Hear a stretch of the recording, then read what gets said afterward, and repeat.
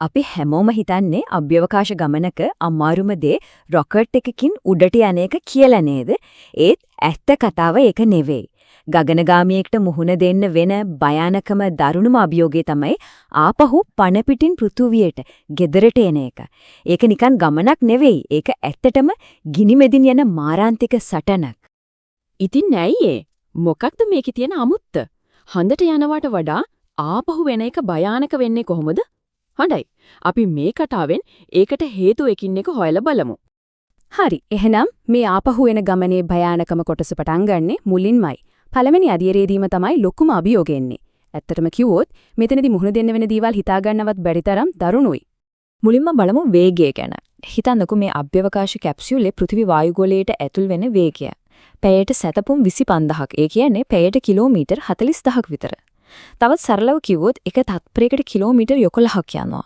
මේ වේගය කියන්නේ හරියට කිසිම බ්‍රේක් එකක් නැතුව කෙලින්ම ගිහින් කොන්ක්‍රීට් බිත්තියක වදිනවා වගේ දෙයක්. හැබැයි වේගය විතරක් නෙමෙයි ප්‍රශ්නේ. මෙතනදී වැරදීමකට තියෙන ඉඩි කොච්චර පොඩිද කියනා නම් ඒක හරියට කම්බියක් උඩ ඇවිදිනවා වගේ වැඩක්. අපි කතා කරන්නේ යානේ වායුගෝලයට ඇතුල් වෙන කෝණය ගැන. මේ කෝණය අංශක භාගයකින් පොඩ්ඩක් හරි එහා මෙහා වුණොත් මුළු මෙහියුමම ඉවරයි. බලන්න. කෝණය වැඩිපුර නෙමුණොත්, ඒ කියන්නේ යානයේ පොළවට බෑවුම් වැඩි වුණොත් අධික ගම්ෂණයෙන් කැප්සියුලය ගිනි බෝලයක් වෙලා අළු වෙලා යනවා. අනිත් පැත්තට කෝණය මදි වුණොත් හරියට වතුලේ ගලක් පනිනවා වගේ කැප්සියුලේ වායුගෝලයේ වැදිලා ආපහු අභ්‍යවකාශයටම විසිවෙනවා. ආයෙත් හැරිලා එන්න ඉඳනත් නැහැ ඉතින්. ගමන එතනින් ඉවරයි. ඉතින් මේ මාරාන්තික ගැටලුවට ඉංජිනේරුවෝ හරිම දක්ෂ විසඳුමක් හොයාගත්තා. ඒකට තමයි කියන්නේ ස්කිප් රීඑන්ට්‍රි මනෝවේග කියලා. මේක හරිම අපූර්ව තාක්ෂණයක්. මේ ක්‍රමේදී වෙන්නේ කැප්සියුල එකපාරටම වායුගෝලයට කඩාගෙන පනින්නේ නැහැ. ඒ වෙනුවට ඒක මුලින්ම වායුගෝලයේ උඩම තට්ටුවේ පොඩ්ඩක් ගෑවිලා හරියට වතුරේ ගලක් පනිනවා වගේ ආයෙත් පොඩ්ඩක් උඩට පැනලා. ඒ පැනිල්ලෙන්ම තමන්ගේ වේගය ගොඩක් අඩු කරගන්නවා. ඊට පස්සේ තමයි පාලනය කරන්න පුළුවන් වේගයකින් දෙවෙනි පාරට වායුගෝලයට ඇතුල් වෙන්නේ. හොඳයි. දැන් වේගය පාලනය කරගත්තා.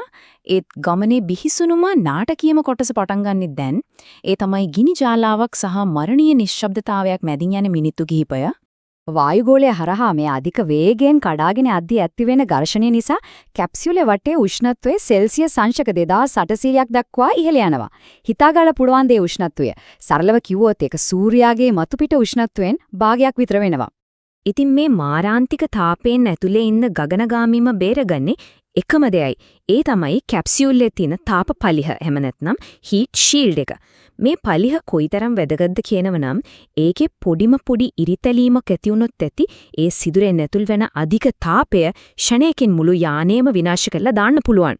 අපිට මතකයි 2003 කොලොම්බියා යානයට වුණු ඛේදවාචකය. ඒකෙන් මතක් කරන්නේ මේ යථාර්ථය කොච්චර බිහිසුණුද කියන එක තමයි.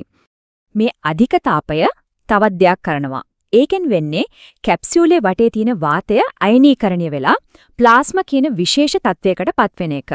සරලවම කිව්වොත් මේක හරියට යානයේ වටේ නිර්මාණය වෙන අධි උෂ්ණත්ව දිලිසෙන වායු කොපුවක් වගේ දෙයක්.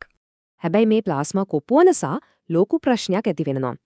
ඒ තමයි ඒ හරහා කිසිම රේඩියෝ තරංගයකට ගමන් කරන්න බැරි වෙන එක. ඒ කියන්නේ මොකද්ද? ඒ කියන්නේ විනාඩි 7ක් වගේ කාලයක් පුරාවට කැප්සියුලෙත් සම්පූර්ණයෙන්ම ලෝකෙන් විසන්දි වෙනවා. පාලක මැදිරියට කිසිම දෙයක් ඇහෙන්නෙත් නෑ. ගගනගාමින්ට කිසිම දෙයක් කියන්නවත් බෑ. හිතන්න ඒ විනාඩි 7 ගැන. ඒක ඇතුලේ තියෙන්නේ එකිනෙකට සම්පූර්ණයෙන්ම වෙනස් ලෝක දෙකක්. කැප්සියුලෙන් එළියේ ගිනි ගන්න ප්ලාස්මාවක්, යානය දෙදරවන දරුණු කම්පනයක්, හැමදේම ගිනි අරන්. ඒත් ඇතුලේ තියෙන සම්පූර්ණ මරණීය නිශ්ශබ්දතාවයක්. රේඩියෝවෙන් එන සද්දයක් නැහැ, කිසිම කතාවක් නැහැ. පිටත ගිනි අපායක්, ඇතුළත හුදකලා නිහඬ ලෝකයක්. හරි. දැන් කොහොම හරි sannivedanaye ආපහු ලැබුණා. ගිනි ජාලාවෙන් එළියට ආවා. හැබැයි අභියෝග තවම ඉවර නෑ. දැන් සටන තියෙන්නේ යානයේ ඇතුලේ. ඒ තමයි තමන්ගේ ශරීරයට දැනෙන දරුණු බලපෑම් සහ ජීවිතයේ රැඳුණු යාන්ත්‍රික ක්‍රියාවලිය එක්ක. යානයේ වේගය එකපාරටම අඩු වෙද්දී ගගනගාමින්ගේ ශරීර මතට දරුණු ජීබලයක් එල්ල වෙනවා.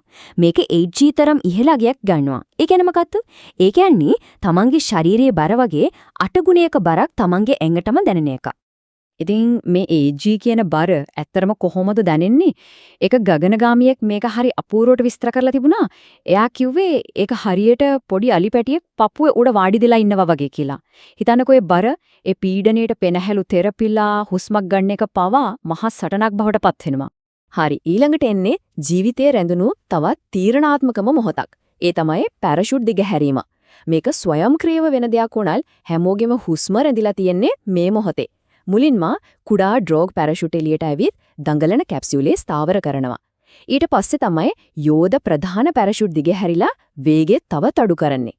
හැබැයි මේකෙදි එක පැරෂූට් එකක් හරි වෙලාවට දිගහැරුනේ නැත්නම් මුළු ගමනේම ඉමර වෙන්නේ කොන්ක්‍රීට් පොළවක වැදුනා වගේ මහා විනාශයකින්. හොඳයි. දැන් යානය ගොඩබිමට ළඟයි. පැරෂූට් දිගහැරිලා දැන් නම් ඉතින් භයානකම දේවල් ඉවරයි කියලා හිතෙන්න පුරුණන් නේද? ඒත් එහෙම හිතුවට වැඩක් නෑ. මොකද සාගරයට පතිත වුණාට පස්සෙත් අනතුරු ඉවර වෙන්නේ නෑ. බලන්න පැරෂූට් තිබුණත් කැප්සියුලේ සාගරයට වදින්නේ පැයට කිලෝමීටර් 40ක විතර වේගයකින්. ඒකේ එච්චර වේගයක් නෙවෙයි වගේ පෙනුනට වැටෙන කෝණේ පොඩ්ඩක් හරි වැරදුනොත් වතර මතු පිට වුණත් හරියට කොන්ක්‍රීට් එකක වැදුනා වගේ දරුණු බලපෑමක් ඇති වෙන්න පුළුවන්. ඒ ගැටුමෙන්ම යානේ කුඩු පට්ටම් වෙලා යන්න උලත් ඉඩ තියෙනවා. හොඳයි අපි හිතමු ඒ ගැටුමිනුත් බේරුණා කියලා. ඒත් ගගනගාමෙන් තවමත් ඉන්නේ උගුල කහුව වෙලා වගේ. මොකද දැන් ප්‍රධාන අවදානම් තුනක් ඉස්සරහට එනවා. එකක් තමයි කැප්සියුලය උඩුවේ ටිකුරු වෙලා එළියට එන දොරවල් වතුරයට හිර වෙන්න පුරුවන්.